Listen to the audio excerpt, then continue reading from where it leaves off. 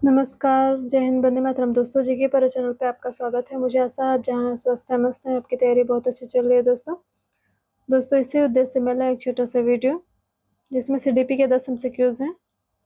ठीक है, इनको हल करेंगे तो आपको एक आइडिया मिलेगा किस प्रकार से प्रश्न पूछे जाते हैं एग्जामों में, किसी भी शिक्षक भर्ती एग्जामों में या फिर टेट सीटेट कोई भी एग्जाम हो। ठीक है, तो दोस्तों वीडियो को पूरा देखा करिए, स्किप मत किया करिए दोस्तों, थोड़ा सा देख के, क्योंकि कंटेंट वही होते हैं जो एग्जामों में पूछे जाते हैं। लेकिन वीडियो पूरा देखेंगे तो आपको फायदा होगा, नुकसान नहीं होगा। ठीक है, इस बात की गारंटी है।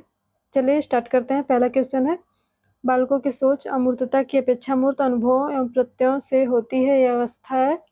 तो दोस्तों जीन पियाजे का सिद्धांत है विकासात्मक अवस्था। ठीक है, संज्ञानात्मक विकास की अवस्था। इसमें 4 अवस्थाएं हैं। इन चारों अवस्थाओं में बच्चा किन अवस्थाओं में कैसा व्यवहार करता है उसको बताया गया है। तो यहाँ बोला गया, यहाँ पूछ रहा है बालकों की सोच अमूर्तता की अपेक्षा मूर्त अनुभवों एवं प्रत्ययों से होती है। बच्चा मूर्त अनुभव और प्रत्ययों को ज़्यादा महत्व देता है। तो ऐसी कौन सी अवस्था है? तो चलिए देख लेते हैं दोस्तों। इनकी 4 अवस्थाएं हैं। पहली अवस्था संवेदी पेशी अवस्था, दूसरी पूर्व संक्रियात्मक अवस्था, मूर्त संक्रियात्मक अवस्था और अमूर्त संक्रियात्मक अवस्था। ये तीसरी अवस्था जो है मूर्त संक्रियात्मक अवस्था, इसी में बच्चा मूर्त चीज़ों से ज़्यादा सीखता है और प्रत्ययों का उपयोग ज़्यादा करता है। तो इसका मतलब ये जो है कि 0 से 2 वर्ष है, फिर 2 से 7 वर्ष पूर्व संक्रियात्मक अवस्था, और मूर्त संक्रियात्मक अवस्था 7 से 12 वर्ष है, और अमूर्त संक्रियात्मक अवस्था 12 से ऊपर है दोस्तों। तो इसका मतलब मूर्त संक्रियात्मक अवस्था 7 से 12 वर्ष है, उसी को पूछ रहा है। तो राइट आंसर फर्स्ट हो जाएगा। ठीक है, मुझे आशा है कि आपको ये प्रश्न समझ में आया होगा। चलिए आगे बढ़ते हैं। ये मैंने लिख दिया है क्योंकि दोस्तों मैं लिख नहीं पाती हूँ, तो मैंने इसलिए लिख दिया है कि कम हाथ से लिखना रहता है तो स्पेस ही नहीं बचता है, इसलिए मैंने ये लिख दिया। संवेदी पेशीय अवस्था 0 से 2 वर्ष, पूर्व संक्रियात्मक अवस्था 2 से 7 वर्ष, मूर्त संक्रियात्मक अवस्था 7 से 12 वर्ष, और अमूर्त संक्रियात्मक अवस्था 12 से ऊपर। ठीक है, चलिए आपको क्लियर हो गया होगा। दूसरा क्वेश्चन है दोस्तों, निम्न में से कौन पियाजे के अनुसार बौद्धिक विकास का निर्धारक तत्व नहीं है? तो बौद्धिक विकास का निर्धारक तत्व पूछ रहा है दोस्तों। तो अनुभव है, संतुलनीकरण है, ये तो ऑप्शन ही नहीं है, ये मतलब है तो नहीं है, इसमें पूछ रहा है नहीं है, सामाजिक संचरण है। ठीक है, आपको भी क्लियर हो गया होगा, मुझे आशा है। चलिए आगे बढ़ते हैं। तीसरा क्वेश्चन है दोस्तों, अधोगम को प्रभावित करने वाला व्यक्तिगत कारक है, व्यक्तिगत कारक पूछ रहा है। तो इसको आप, ठीक है, संचार के साधन, तो ये व्यक्तिगत कारण नहीं होगा, ये वातावरण में आ जाएगा। समवयस्क समूह, ये भी आ जाएगा। अध्यापक, ये भी आ जाएगा समाज में। ठीक है, परिपक्वता एवं आयु, मैच्योरिटी और एज, ये दोनों व्यक्तिगत कारक हैं, तो इसके इसलिए ये राइट आंसर हो जाएगा डी।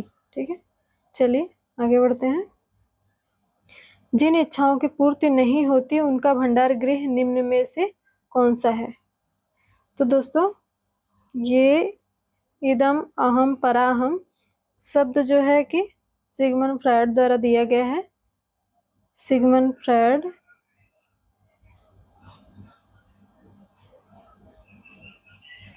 ठीक है, इन्होंने ये शब्द दिया है। तो ये पूछा है कि इच्छाओं की पूर्ति नहीं होती उनका भंडार गृह होता है, तो क्या होता है? इदम। इदम होता है जो पाश्विक प्रवृत्ति का होता है। ठीक है, और अहम जो वास्तविकता है, वास्तविकता से परिचय कराता है। ठीक है, ये दोनों में संतुलन बना के रखता है, इदम और पराहम में। और पराअहम, इसमें देवत्व की भावना होती है। ठीक है, इसमें व्यक्ति नैतिक और आदर्शवाद होता है। ठीक है, तो आपका राइट आंसर फर्स्ट है। चलिए 5वां नंबर है, सतत और व्यापक आकलन आवश्यक है। किसके लिए आवश्यक है दोस्तों, देखते हैं। अधिक बारंबार त्रुटियों की तुलना में कम बारंबार त्रुटियों को ठीक करने के लिए, शिक्षा बोर्ड की जवाबदेही को कम करने के लिए, तो ऐसा नहीं है। यह समझने के लिए कि कैसे अधिगम को अवलोकन रिकॉर्ड बेहतर बनाया जा सकता है, तो ये राइट आंसर है। ठीक है, शिक्षण के साथ परीक्षणों को सुधारने के लिए, तो ये चीज सबको संतुष्ट कर रहा है, सभी ऑप्शन को, इसलिए ये राइट होगा। ठीक है, चलिए ये 6ठा नंबर का क्वेश्चन देखते हैं। पर्यावरण को सुरक्षित रखने वाले 3 र हैं, तो इसके देखते हैं कौन से हैं। इसको ऐसे कहते हैं 3R, तो रिवर्स, रिजर्व, रिड्यूस, रिसाइकल नहीं है, रिजर्व नहीं है उसमें, रिकवर नहीं है, रिकॉग्निज नहीं है, रिड्यूस, रीयूज, रिसाइकल है। तो इसका मतलब रिड्यूस का मतलब कम खर्च, पुनः यूज, और रिसाइकल मतलब पुनः चक्रण। तो इसका ऑप्शन चौथा नंबर सही हो जाएगा। ठीक है, 7वां क्वेश्चन है, भारत में शिक्षा पर पहली बार और दूसरी राष्ट्रीय नीति को किन वर्षों में तैयार किया गया था। 1986 और 1919, तो नहीं है ये। 1986 है, 1967 नहीं है, 1966 नहीं है, 1968 और 1986। 68 की इंदिरा गांधी की सरकार में और 1986 की राजीव गांधी की सरकार में। तो दोस्तों इसमें ऑपरेशन ब्लैक बोर्ड भी आया था, और उसके साथ इंदिरा गांधी राष्ट्रीय मुक्त विश्वविद्यालय भी स्टार्ट हुआ था, और इसका लक्ष्य था साक्षरता के स्तर को बढ़ाना। ठीक है, तो राइट आंसर चौथा नंबर हो जाएगा। चलिए आगे देखते हैं। बच्चों को निःशुल्क और अनिवार्य शिक्षा का अधिकार RTE अधिनियम कब अधिनियम किया गया और कौन से वर्ष में लागू किया गया, तो देखते हैं। 2008 अधिनियम, तो 2008 तो है ही नहीं, गलत। 2008 अधिनियम नहीं है। 2009 अधिनियम और 2009 में लागू, तो ऐसा नहीं है। 2009 अधिनियम और 1 अप्रैल और 2010 में लागू हो गया। ठीक है, तो ये चौथा वाला ऑप्शन सही हो जाएगा। चलिए आगे बढ़ते हैं। निम्नलिखित में से राष्ट्रीय पाठ्यचर्या की रूपरेखा के लिए कौन सा वाक्य सही है। राष्ट्रीय पाठ्यचर्या की रूपरेखा, ठीक है, 2005, यह पाठ्यक्रम और पाठ्यपुस्तकों में शामिल की जाने वाली सामग्री पर मार्गदर्शन प्रदान करता है। कौन सा वाक्य सही है, तो ये पूछ रहे हैं। NCERT NCF करने के लिए आदेश दिया गया। यह शिक्षा पर राष्ट्रीय नीति में उल्लिखित दृष्टि के अनुरूप शैक्षिक उद्देश्य प्रदान करता है, तो ये मतलब चौथा वाला सभी हो जाएगा इसका। ठीक है, इसका 10वां नंबर क्वेश्चन देखते हैं दोस्तों। निम्नलिखित में से कौन सा संवेदनशील शिक्षक की विशेषताएं हैं, तो देखते हैं कौन सा है।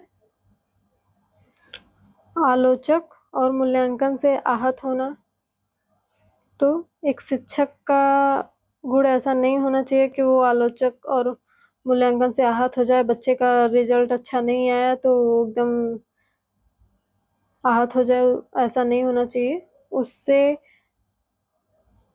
उसको अगली रणनीति कैसी बनानी है वो देखना चाहिए। स्वयं की आवश्यकताओं के प्रति सचेत रहना, अगर स्वयं की आवश्यकताओं के प्रति सचेत रहेगा तो बच्चों को क्या देखेगा शिक्षक, हर समय स्वयं और दूसरों की निगरानी, तो ऐसा करने में रह जाएगा शिक्षक, और बच्चे क्या ध्यान क्या देगा, ऐसा नहीं होना चाहिए। छात्रों की आवश्यकताओं और समस्याओं के अनुरूप होना, तो यही सबसे सही आंसर, शिक्षक की यही सबसे बड़ी विशेषता होनी चाहिए। ठीक है, चलिए दोस्तों, मुझे आशा है कि आपको ये वीडियो पसंद आया होगा। ठीक है, और अगर आपने इस वीडियो को पूरा देखा है तो बहुत बहुत धन्यवाद दोस्तों, दिल से धन्यवाद। और इस वीडियो को सपोर्ट करिएगा, लाइक सब्सक्राइब एंड शेयर करिएगा। दोस्तों आप लाइक कर दीजिएगा प्लीज़ दोस्तों, ठीक है? क्योंकि मेहनत करनी पड़ती है इसके लिए, ठीक है? सपोर्ट ज़रूर करिएगा दोस्तों, थैंक यू।